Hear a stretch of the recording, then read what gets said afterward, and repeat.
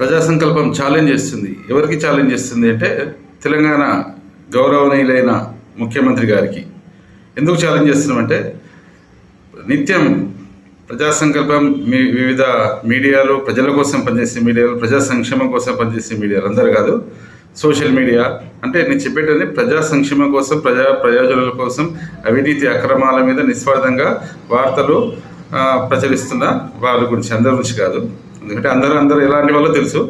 ఎందుకు ఛాలెంజ్ చేస్తున్నామంటే ప్రభుత్వ అధికారిక మాధ్యమాలు, ప్రభుత్వ అధికారిక పర్సనల్గా కాదండి, ప్రభుత్వ అధికార మాధ్యమాలు అధికారులకు అవినీతి అక్రమం నుంచి ఫిర్యాదు చేస్తుంటే ఏ ఒక్క అధికారి కూడా స్పందించడం లేదు. అంటే స్పందించిన అధికారి 100% కరప్టెడే, అవినీతి అధికారి కాబట్టి వాడు స్పందిస్తలేరు.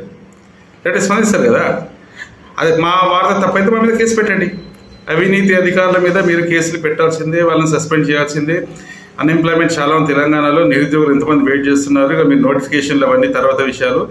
అవినీతి అధికారులు వేలల్లో ఉన్నారు తెలంగాణలో. గత ప్రభుత్వం వాళ్ళని ప్రోత్సహించింది, ఇప్పుడు అల్లరి కంటిన్యూ అవుతుంది. గుర్తుపెట్టుకోండి ముఖ్యమంత్రి గారు, మేము ఛాలెంజ్ చేస్తున్నాము.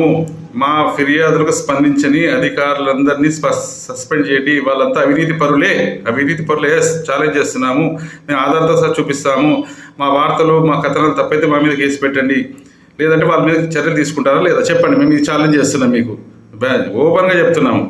వందలు కాదు వేలల్లో ఉన్నాయి ప్రభుత్వ అధికారిక మాధ్యమాల ద్వారా. వాళ్ళ పర్సనల్గా ఇవ్వట్లేదు, మేము ప్రభుత్వ అధికారిక మళ్ళీ చెప్తున్నాము. వాళ్ళ మీద వాళ్ళంతా స్పందించిన అధికారులంతా అవినీతి పరులే.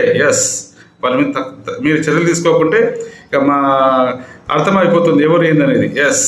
బాపట్ల కృష్ణమన్ ప్రాసంగాల నుంచి.